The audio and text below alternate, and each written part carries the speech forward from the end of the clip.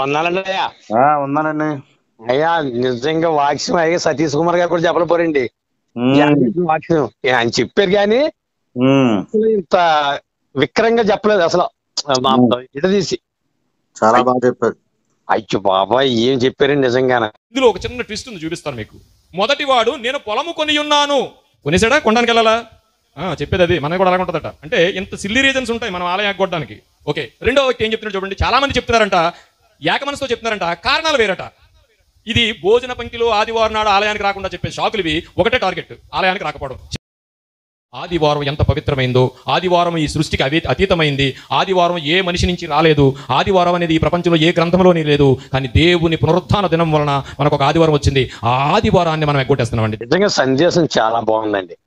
Okay, నిజంగా అంత సందేశం మన ఎవరు వినిపించరండి అలాగా. చాలా బాగా చెప్పారు. అయ్యో బాబాయ్ ఏం చెప్పారండి నిజంగానే.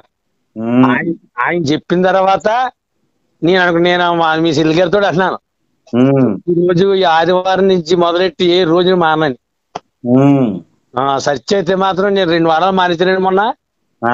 కానీ నేను మానేసినందుకు నాకు వినిపించాడు అనుకుంటున్నాను భగవంతుడు. నేను బైబిల్ చదువుకున్నా నాకు, కానీ చాలా ఈ బాబు రికార్డ్ బ్రేక్ అండి. మాట అయితే మాత్రం ఉపవాసకోటలో ఒక రోజు వేద్దాం అంటారు ఈయన్ని. వేద్దామండి అయ్యారు. అయ్యో బాబాయ్, కానీ నిజంగా సందేశం చాలా బాగుందండి. ఓకే, నిజంగా అంత సందేశం మన ఎవరు వినిపించరండి అలాగా. Okay okay.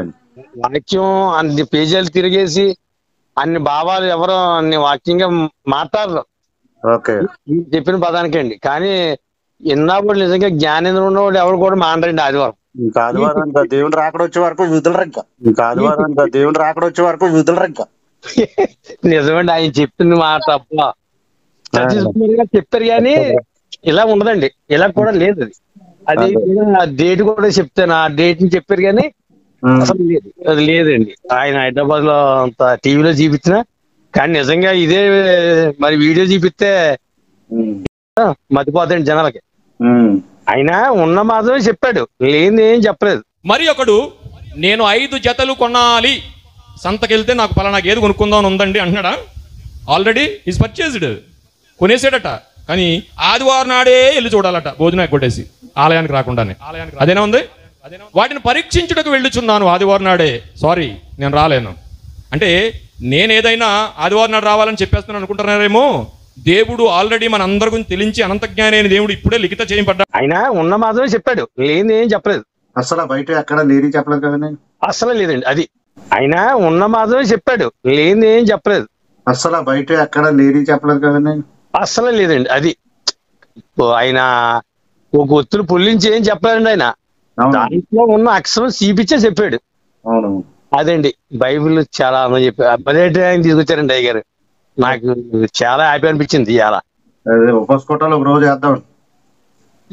వేద్దామండి అయ్య గారు. నిజంగా మంచి సందేశం వినిపించారు, గొప్ప సందేశం. అలాగే, థ్యాంక్స్ అండి. ఎందుకంటే ప్రతి వారం మనం చెప్తుంటాం, మధ్య మధ్యలో ఒక్కొక్కసారి ఇలాంటి వాళ్ళతో చెప్పితే అది మనం చెప్పింది ఎలా ఉంటదంటే అయ్యగారు చెప్తున్నారు అన్న టైప్ ఉంటది. కానండి ఆయన చెప్పింది అలా లేదండి. గోమె కొట్టినట్టు ఉంది ఇవాళ మనుషులకి. ఎవరు కూడా మాటలు చూడండి. అవును, నిద్రోతగలు కానీ కులిబాటు కానీ ఎవరికి లేదు. గోమె కొట్టినట్టు ఉంది ఇవాళ మనుషులకి. ఎవరు కూడా మాటలు చూడండి. అవును, నిద్రోతగలు కానీ కులిబాటు కానీ ఎవరికి లేదు. ఇష్టన్నారండి ఇవాళ పదం. ఆయన చెప్పిన సందేశం అంతా రిఫండ్ గా చెప్పాడు, చాలా గొప్పగా చెప్పారండి. స్తోత్రం దేవునికి. అన్ని పేజీలు తిరిగేశారంటే ఆది ఖండం కానించి బట్టి మొత్తం ఇబ్రాహిం దగ్గర తిరిగేసాడంటే, బైబిల్ అంతా తిరిగి 1 గంటలో తిరిగేసాడండి ఆయన. అది మేము చెప్పు మొన్న పగలు చెప్పారండి. నాకు బాగా మీకులాగే నచ్చితే నైట్ కూడా రావాలని చెప్పాను. కానీ చాలా బాగా చెప్పారండి నిజంగా. నేను కూడానండి మళ్ళీ మధ్యలో ఎప్పుడు తీసుకొద్దామని. అలాగండి, అలాగే. ఈ మధ్యలో ఎప్పుడన్నా కొత్త నేను టైం చూడండి, ఒకసారి తీసుకొద్దామండి అయ్య గారు. నిజంగా సందేశం కూడా ఇప్పిందామండి. ఈ సందేశం చెప్పినా ఏం ఏదలా ఉంటది. ఆయన మొత్తం అంతా ఇలా తిరిగేసాడండి. ఆయన వీళ్ళ చేత మొత్తం బయలుదేరతాను. ఎప్పుడన్నా నీ సహోదరుణ్ణి రాలేదేంట్రా మన ఆదివారం నాడు చర్చి మానేస్తే ఎలాగరా, అలా మానకూడదు కదని ఈ పదాన్ని ఎప్పుడన్నా ఉపయోగించగలరా మీరు? Very good, thank you sir మీరు అన్నందుకు. కానీ ఈ పదాన్ని ఉపయోగించే ముందు నువ్వు ఎప్పుడన్నా మానేస్తుంటే చెప్పావులే మొన్న వచ్చాడు నువ్వు అంటాడా అంటాడా? కానీ అది నీకుందా? ఎనిబడి ఎందుకు చర్చికి రాలేదు? చర్చి మానవచ్చా నువ్వు? చర్చి మాన కూడా తెలుసా? ఇక ఈ పాత నిబంధన ఆజ్ఞలు విన్న తర్వాత, కొత్త నిబంధనలో ఆజ్ఞలు చూసిన తర్వాత, చాపకంది నీరులాగా మన మీదకి వస్తున్న శాపగ్రస్తమైన మాటలు విన్న తర్వాత ఇంకెప్పుడు మానడానికి లేదు. కానీ నువ్వెందుకు రాలేదు మొన్న ఆదివారం అని నువ్వు అడగడానికి ఆర్ యు రైట్? లేదు, ఎందుకంటే మనం కూడా మానేసాం. వీళ్ళందరూ తిరిగేసారండి ఇవాళ ఆయన మహానుభావుడు. భగవంతుడు ఆయన ఇంకా చాలా బాగా ఉజ్జలండి. చెప్పండి, మనకు ప్రభు ఉంటాయి. 10వ అధ్యాయం అందరూ ఒకసారి చదవండి. అందరూ ఒకసారి బిగ్గరగా చప్పట్లు కొట్టి ప్రభువుని మహిమపరుద్దాం.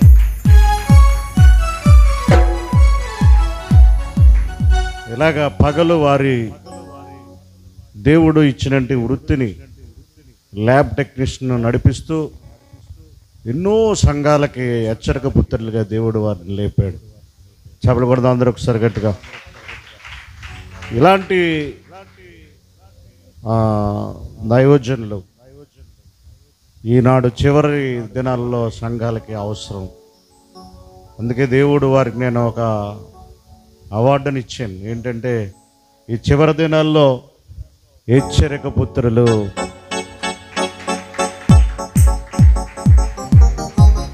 అదే నేనే గట్టిగా స్ట్రాంగ్గా చెప్పానంటే చచ్చిపోతారంట ఆదివారం రాకపోతే.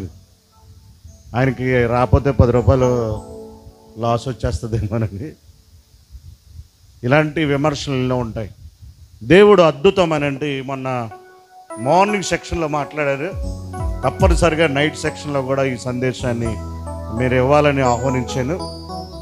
ఇంచుమించు గత 30 ఏళ్ళ నుంచి కాకినాడ పట్టణంలో ఈ ఒక్క ల్యాబ్ టెక్నీషియన్ లేనప్పుడు కూడా ఎక్స్పీరియన్స్ ఉన్నవారు. మరి అలాంటి ఒక దైవజనులే వచ్చి బైబిల్ పట్టుకుని ఇలా తెలిసి ఏదో ఉపమానాలు 2 కథలు చెప్పేసి వెళ్ళిపోతారు. వారి ఫైల్ చూసినప్పుడు ఒక ఆశ్చర్యం వేసుకొచ్చింది. దేవుడు ఎంతో ఒక గొప్ప పరిశుద్ధాత్మ దేవుడు వారికి భారాన్ని ఇచ్చారు.